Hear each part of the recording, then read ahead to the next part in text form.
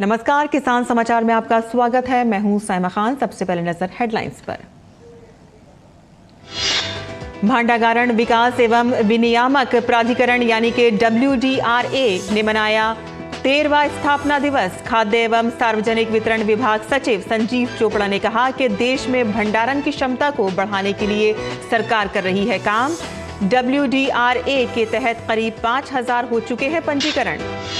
अंतर्राष्ट्रीय सौर गठबंधन की छठी सभा का नई दिल्ली में किया जा रहा है आयोजन।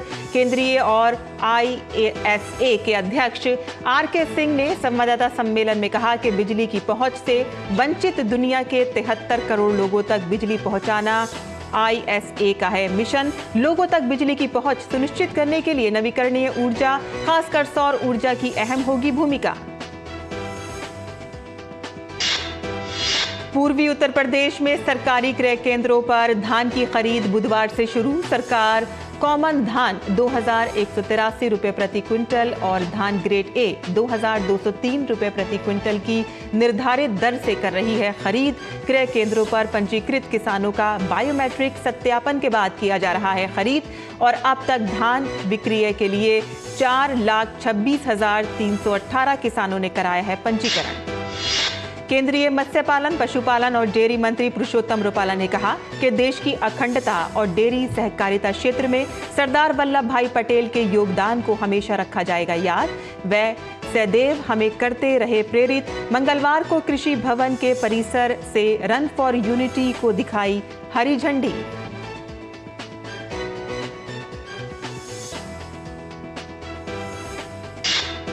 सरदार पटेल की जयंती पर खादी एवं ग्राम उद्योग आयोग ने मशीनरी और टूल किट वितरण कार्यक्रम किया आयोजित। ग्राम उद्योग विकास योजना के अंतर्गत 123 मशीनरी और टूल किट्स का किया गया वितरण। कार्यक्रम में खादी कारीगरों, लाभार्थियों, कर्मचारियों और स्थानीय लोगों ने बढ़ चढ़कर लिया हिस्सा।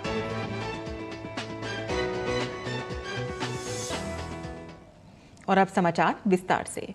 भांडागारण विकास एवं विनियामक प्राधिकरण यानी कि WDRA के 13वें स्थापना दिवस के अवसर पर खाद्य एवं सार्वजनिक वितरण विभाग सचिव संजीव चोपड़ा ने कहा कि देश में भंडारण की क्षमता को बढ़ाने और किसानों को इसका सीधा लाभ दिलवाने के लिए सरकार निरंतर काम कर रही है। उन्होंने WDRA द्वारा लिए गए नवीन प्रयासों की जानकारी देते हुए कहा कि अब तक WDRA के तहत करीब 5000 पंजीकरण हो चुके हैं, जबकि तकनीकी सहायता का विस्तार निरंतर जारी है। WDRA अध्यक्ष TK मनोज कुमार ने इस अवसर पर भंडागारण विकास एवं विनियामक प्राधिकरण की क्षमताओं को किसानों के हित में बनाने के लिए हमारे प्रयास जारी हैं। केंद्रीय मंत्री RK सिंह ने अंतर्राष्ट्रीय सौर गठबंधन के छठे सम्मेलन के अवसर पर एक संवाददाता सम्मेलन में कहा कि नवीकरणीय ऊर्जा स्रोतों में 2030 तक विश्व की कुल आवश्यक बिजली की 65% आपूर्ति करने और वर्ष 2050 तक 90% ऊर्जा क्षेत्र को डीकार्बोनाइज करने की क्षमता है। उन्होंने कहा है कि अंतर्राष्ट्रीय सौर गठबंधन सौर ऊर्जा को पसंदीदा ऊर्जा स्रोत बनाने के लिए सदस्य देशों के प्रति अपनी वचनबद्धता पर दृढ़ प्रतिज्ञ है। RK सिंह ने कहा है कि अंतर्राष्ट्रीय सौर गठबंधन अपने व्यवहारिता अंतराल वित्त पोषण तंत्र के माध्यम से प्रति देश प्रति योजना $150,000 या फिर परियोजना लागत का 10% हिस्सा, इन दोनों में से जो भी कम हो उसका अनुदान प्रदान करता है। उन्होंने कहा कि गठबंधन ने सदस्य देशों और उनसे संबंधित परियोजनाओं की क्षमता तथा जरूरतों के आधार पर तय सीमा को परियोजना लागत के 35% तक बढ़ाने का फैसला किया है।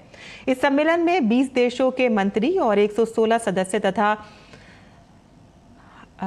हस्ताक्षरता देशों ने प्रतिनिधि भाग ले रहे हैं और अंतर्राष्ट्रीय सौर गठबंधन सौर ऊर्जा को बढ़ावा देने के लिए सरकारों के साथ मिलकर कार्य करता है। इसका लक्ष्य प्रौद्योगिकी और वित्त पोषण लागत को कम करते हुए साल 2030 तक सौर ऊर्जा में $1 ट्रिलियन के निवेश को आकर्षित करना है। अंतर्राष्ट्रीय सौर गठबंधन कृषि, स्वास्थ्य, परिवहन और ऊर्जा उत्पादन क्षेत्रों में सौर ऊर्जा के इस्तेमाल को बढ़ावा देता है।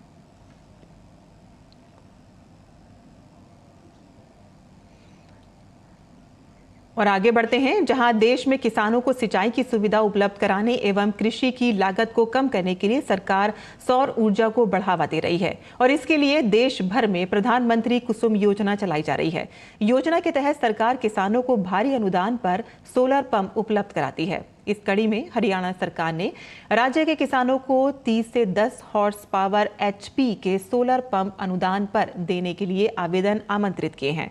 सब्सिडी पर सोलर पंप के लिए आवेदन प्रक्रिया शुरू की जा चुकी है। हरियाणा सरकार ने प्रधानमंत्री कुसुम योजना के अंतर्गत हरियाणा के किसानों के लिए सोलर पंप लगवाने के लिए 7 नवंबर 2023 तक आवेदन आमंत्रित किए हैं। इच्छुक किसान योजना का लाभ लेने के लिए आवेदन कर सकते हैं।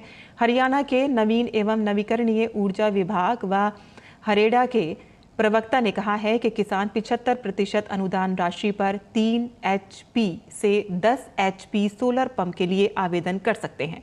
उन्होंने बताया है कि जिन किसानों ने 23 जून 2023 से 12 जुलाई 2023 के दौरान आवेदन किया था, उन्हें आवेदन करने की आवश्यकता नहीं है, क्योंकि इन किसानों को फिर से लाभार्थी हिस्सा जमा करवाने का मौका दिया जाएगा। इस वर्ष के लक्षित लाभार्थियों का चयन परिवार की वार्षिक आय और भूमि धारण के आधार पर किया जाएगा और चयनित लाभार्थी पोर्टल पर जाकर सरकार द्वारा सूचीबद्ध कंपनी का चयन करके लाभार्थी हिस्सा जमा करवा सकेंगे, जिसकी सूचना पंजीकृत मोबाइल नंबर पर प्राप्त होगी। किसानों को अपने खेत के साइज, पानी के लेवल और पानी की जरूरत के अनुसार टाइप और पंप का चयन करना होगा। किसानों को अपने खेत में केवल बोर करवाना होगा, बाकी पंप स्थापना का कार्य फार्म द्वारा किया जाएगा और बिजली आधारित कनेक्शन के मौजूदा आवेदकों को सौर ऊर्जा पंप के कनेक्शन के लिए प्राथमिकता दी जाएगी, बशर्ते उनको अपने मौजूदा बिजली कनेक्शन का समर्पण करना होगा। केंद्रीय मत्स्य पालन, पशुपालन और डेयरी मंत्री पुरुषोत्तम रुपाला ने मंगलवार को कृषि भवन के परिसर से रन फॉर यूनिटी को हरी झंडी दिखाकर रवाना किया और उसका नेतृत्व किया। इस अवसर पर मत्स्य पालन, पशुपालन और डेयरी राज्य मंत्री डॉक्टर संजीव कुमार बालियान और डॉक्टर L मुरुगन भी उपस्थित थे। पुरुषोत्तम रुपाला ने अपने संबोधन में कहा कि देश की अखंडता और डेयरी सहकारिता क्षेत्र में सरदार वल्लभ भाई पटेल के योगदान को हमेशा याद किया जाएगा और वो हमेशा लगातार प्रेरित करते रहेंगे। राष्ट्रीय एकता दिवस के अवसर पर सरदार वल्लभ भाई पटेल के 148वीं जयंती के उपलक्ष्य तथा देश की अखंडता में उनके विश्वास को श्रद्धांजलि अर्पित करने के लिए मत्स्य पालन, पशुपालन और डेयरी मंत्रालय के 150 से अधिक अधिकारियों ने रन फॉर यूनिटी में भाग लिया। इस दौड़ का आयोजन कृषि भवन के परिसर से राजेंद्र प्रसाद रोड और अशोक रोड होते हुए हैदराबाद हाउस तक किया गया। सभी प्रतिभागियों ने राष्ट्रीय एकता दिवस शपथ में भाग लिया। पूर्वी उत्तर प्रदेश में सरकारी क्रय केंद्रों पर धान की खरीद बुधवार से शुरू हो गई है। उत्तर प्रदेश सरकार खरीफ क्रय वर्ष 2023-24 में धान का न्यूनतम समर्थन मूल्य कॉमन धान 2183 रुपये प्रति क्विंटल और धान ग्रेड ए 2203 रुपये प्रति क्विंटल की निर्धारित दर से खरीद कर रही है। इस वर्ष 70 लाख मीट्रिक टन धान खरीद लक्ष्य व 4000 क्रय केंद्र निर्धारित किए गए हैं। पूर्वी उत्तर प्रदेश के संभाग गोरखपुर, देवी पाटन, आजमगढ़, विंध्याचल, वाराणसी, चित्रकूट, बस्ती, प्रयागराज और कानपुर के समस्त जनपदों में बुधवार से धान की खरीद शुरू हो रही है। क्रय केंद्रों पर समस्त व्यवस्थाएं पूर्ण करते हुए किसानों को बैठने और पीने के लिए पानी की व्यवस्था कराए जाने के निर्देश दिए गए हैं और खाद्य एवं रसद विभाग ने बताया है कि प्रदेश के समस्त जनपदों में 4861 क्रय केंद्र संचालित किए जा रहे हैं।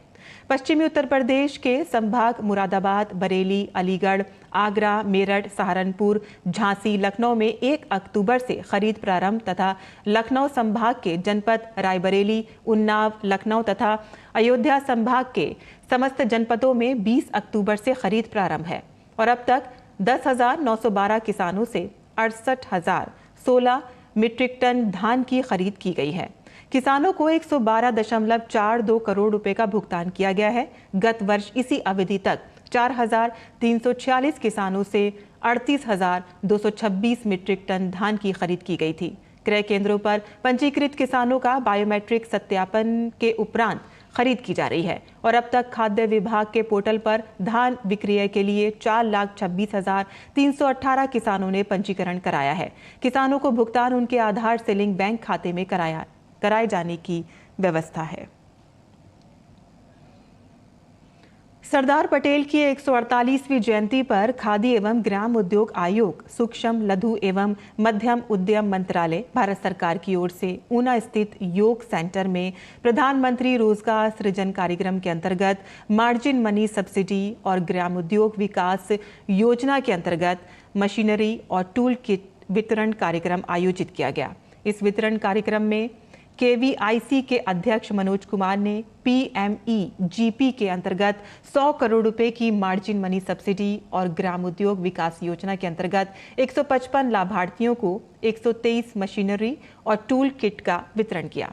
इस वितरण कार्यक्रम से पूर्व राष्ट्रीय एकता दिवस के अवसर पर रन फॉर यूनिटी कार्यक्रम का आयोजन किया गया। इस कार्यक्रम में KVIC अध्यक्ष के नेतृत्व में बड़ी संख्या में खादी कारीगरों, लाभार्थियों, कर्मचारियों और स्थानीय लोगों ने बढ़ चढ़कर हिस्सा लिया। मनोज कुमार ने कहा है कि देश को एकता के सूत्र में पिरोने वाले सरदार वल्लभ भाई पटेल का पूज्य बापू की विरासत खादी से विशेष लगाव था। उत्तर प्रदेश के मैनपुरी में अब केसर की खेती शुरू की गई है। यहाँ केसर की खेती करने वालों का कहना है कि यहाँ केसर का उत्पादन तो होता है, लेकिन सब निर्यात कर दिया जाता है और इसीलिए इसका उत्पादन बढ़ाने हेतु हमने यहाँ केसर की खेती शुरू की है। केसर की खेती करने वाली महिलाओं का कहना है कि इसका उत्पादन खुली जगह पर करने से इसमें काफ़ी ज़मीन लगती है, जबकि इसे हम जिस तकनीक से करते हैं उसमें कम ज़मीन लगती है और उत्पादन भी ज़्यादा होता है। खेती करने वाली महिलाओं ने बताया है कि हम केसर के लिए उसके अनुकूल वातावरण तैयार करते हैं ताकि इसकी अच्छी उपज हो सके। एक्चुअली इस टेक्निक को एरोपोनिक कहते हैं। इसमें पानी और मिट्टी की ज़रूरत नहीं पड़ती। तो आप ये देखेंगे डायरेक्ट बीज ट्रे में रखा हुआ है। ट्रे के अंदर बीज का कोई मिट्टी नहीं है। इसमें अभी मिट्टी की कोई ज़रूरत नहीं पड़ेगी। ये बीज ज़मीन में गाड़ेंगे तो ये लगभग 1 से 2 एकड़ जगह लेगी। 2000 किलो बीज है तो ये 1 से 2 एकड़ ज़मीन लेगी। और अगर हम इसे ऐसे लगाएंगे, एरोपोनिक टेक्निक का यूज़ करेंगे तो हम वर्टिकल कल्टीवेशन कर सकते हैं। तो ये इतने 2000 किलो बीज 550 स्क्वायर फीट में आए। जब हम इसे बाहर या ज़मीन में लगाते हैं, ये हमारे हाथ में नहीं होती। जैसा वेदर हिसाब से कभी बारिश ज़्यादा हो सकती है, बीज खराब हो सकते हैं, कभी ज़्यादा ठंड पड़ सकती है एकदम से। तो डिपेंड करता है, सब कंट्रोल रहता है। इसकी वजह से इसका उत्पादन अच्छे से होता है। इनफैक्ट ज़्यादा उत्पादन होता है, हर चीज़ कंट्रोल में है। और केसर की खेती करने वाली महिलाओं ने ये भी बताया है कि इस काम से हमें रोजगार भी मिल जाता है और हमारी अच्छी कमाई भी हो जाती है। इसकी डिमांड बहुत है अपने देश में और उतना उत्पादन है, लेकिन सब एक्सपोर्ट हो जाता ज़्यादातर। तो जो क्योंकि जम्मू कश्मीर में सिर्फ पामपोर में होता है ये, तो जो वहाँ होता है तो वो सारी क्लाइमेटिक कंडीशन हमने अपने सिर्फ 550 स्क्वायर फीट में करके 2000 किलो बीज केसर का इसमें हमने उत्पादन किया। और अब देखिए ये सब मतलब लहला रहे हैं, बहुत अच्छे से विकसित हो रहे हैं और भगवान ने चाहा तो ये हम इसमें दिन दूनी रात चौगुनी तरक्की भी करेंगे। तो एक महिला होने के नाते हमने सोचा कि जब और आगे बढ़ सकते हैं तो हम क्यों नहीं कर सकते, घर में बैठ के ये क्या करेंगे। तो ये सोच के हमारे मन में ये ख्याल आया, तो हमने इस पे ध्यान केंद्रित करके ये काम शुरू करना चाहा। और किसान समाचार में अब बात करते हैं मंडी खबर की और देखते हैं कि क्या रहा देश भर की मंडियों का भाव।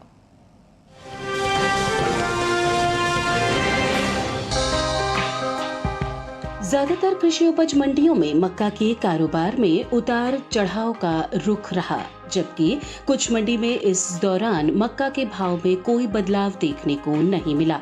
एग मार्केट के अनुसार राजस्थान के कोटा मंडी में 30 अक्टूबर को मक्का का भाव 1900 रुपए था। 31 अक्टूबर को इसके सौदे 15 रुपए मजबूत होकर 1915 रुपए क्विंटल पर हुए। उत्तर प्रदेश के बदायूं मंडी में भी तेजी के साथ कारोबार हुआ। यहाँ 30 अक्टूबर को पीली मक्का का भाव 2100 रुपए रहा। 31 अक्टूबर को इसमें 5 रुपए की मामूली बढ़त हुई और भाव 2105 रुपए क्विंटल हो गया। उत्तर प्रदेश के लखीमपुर मंडी में मक्का के कारोबार में नरमी देखने को मिली। यहाँ 30 अक्टूबर को पीली मक्का का भाव 2050 रुपए था, जो 31 अक्टूबर को 10 रुपए गिरकर 2040 रुपए क्विंटल रह गया। उत्तर प्रदेश की अलीगढ़ मंडी की बात करें तो यहाँ मक्का का कारोबार स्थिर भाव पर हुआ। यहाँ 30 अक्टूबर को मक्का का भाव 2090 रुपए था। 31 अक्टूबर को इसमें कोई बदलाव नहीं आया और भाव 2090 रुपए पर ही टिका रहा। इस साल मक्का की रिकॉर्ड पैदावार देखने को मिल सकती है। कृषि मंत्रालय की ओर से जारी तीसरे अग्रिम अनुमान के मुताबिक साल 2022-23 के दौरान देश में मक्का की उपज 359,13,000 टन हो सकती है, जो पिछले साल के 337,30,000 टन की तुलना में 21,83,000 टन अधिक है।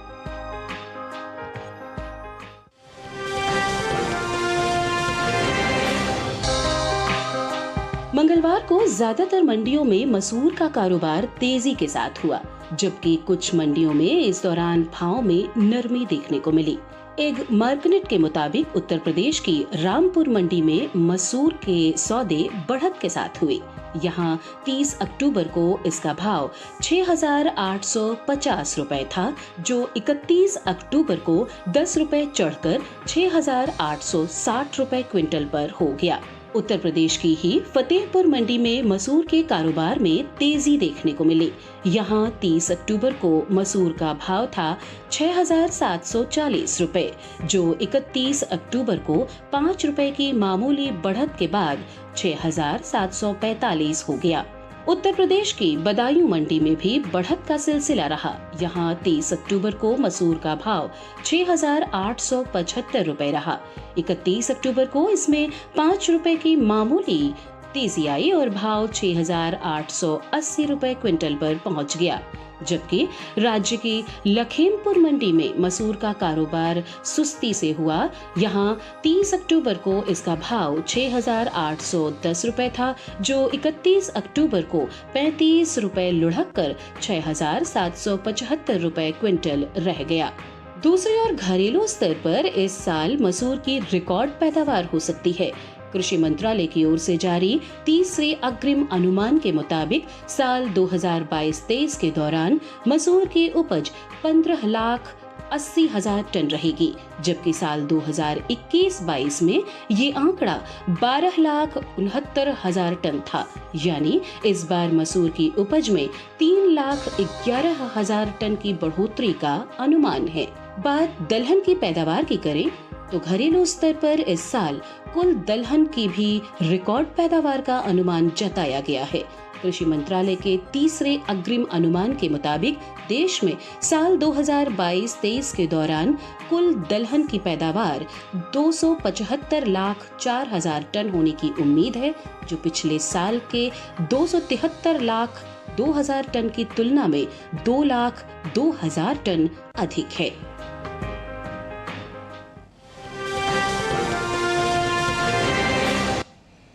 और मंडी खबर के बाद अब बात करते हैं मौसमी खेती की। किसान इस मौसम में कैसे रखें अपनी खेती का ख्याल, आइए देखते हैं।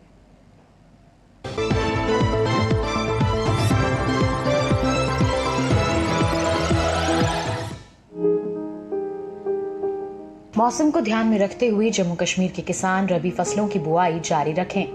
साथ ही यहाँ के किसान पत्तेदार सब्जियां जैसे पालक, मेथी और धनिया की भी बुआई कर लें। जम्मू के किसान मटर की बुआई के लिए खेत तैयार करें। साथ ही साथ प्याज की रोपाई के लिए भी खेत तैयार कर लें किसान। हिमाचल प्रदेश की बात करें तो यहाँ निचले वर्षा वाले क्षेत्रों में शलजम और मूली की बुआई कर लें। मध्य पर्वतीय क्षेत्र में पत्ता गोभी की बुआई की जा सकती है। हिमाचल में अभी के समय गाजर और ब्रोकली की सीधी बुआई कर सकते हैं। अच्छी उपज प्राप्त करने के लिए सभी फसलों और सब्जियों में निराई गुड़ाई कर लें। यहाँ के किसान टमाटर और बैंगन की फसल की देखभाल करें। तना और फल छेदक कीट लगने पर विशेषज्ञों की सलाह पर उचित कीटनाशकों का छिड़काव करें। अभी के समय मिर्च की फसल में माइट्स और जैसिड का खतरा हो सकता है। यहाँ के किसान मिर्च फसल की लगातार निगरानी करें।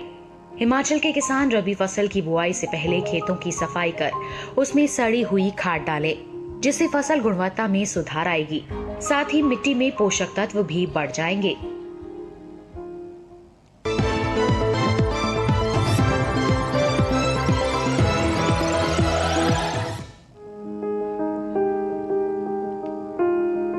आलू बोते समय किसानों को कुछ महत्वपूर्ण बातों का जानना जरूरी है। खासकर बीज खरीदते समय सावधानी बरतें। बीज हमेशा विश्वसनीय जगह से ही खरीदें। बुआई से पहले बीज को 3% आर्गेनोम क्यूरल यौगिक 0.2% घोल में 30 मिनट तक उपचारित करें और बीज कंदों को छाया में सुखाकर ही बुआई करें। बोते समय कतार से कतार की दूरी 60 सेंटीमीटर और कंद से कंद की दूरी बीज के आकार के अनुसार रखें। मसलन 20 ग्राम भार वाले कंदों की दूरी 15 सेंटीमीटर, 40 ग्राम वाले की 20 सेंटीमीटर, 60 ग्राम वालों की 30 सेंटीमीटर और 80 ग्राम वाले कंदों की दूरी 40 सेंटीमीटर होनी चाहिए। मेड़ों में 8 से 10 सेंटीमीटर की गहराई में बुआई करें। अच्छी फसल के लिए 7 से 10 सिंचाई की जाती हैं। पहली सिंचाई बुआई के 10 से 12 दिन बाद अंकुरण से पहले और दूसरी सिंचाई बुआई के 20 से 22 दिन बाद करें। अंतिम सिंचाई खुदाई से 10 दिन पहले करें। बेहतर होगा कि बुआई से पहले मिट्टी की जांच करा लें। आलू के लिए 1 हेक्टेयर में 180 किलो नाइट्रोजन, 60 किलो फास्फोरस और 100 किलो पोटाश चाहिए। जब पौधों की ऊंचाई 8 से 10 सेंटीमीटर हो जाए तो खरपतवार निकाल दें। आलू में झुलसा रोग का खतरा रहता है।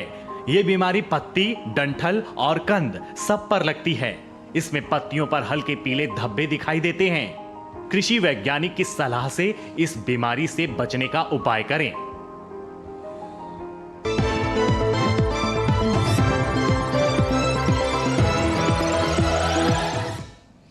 और खेती किसानी से जुड़ी खबरों के बाद आइए अब नजर डाल लेते हैं कुछ और खबरों पर। खास खबर में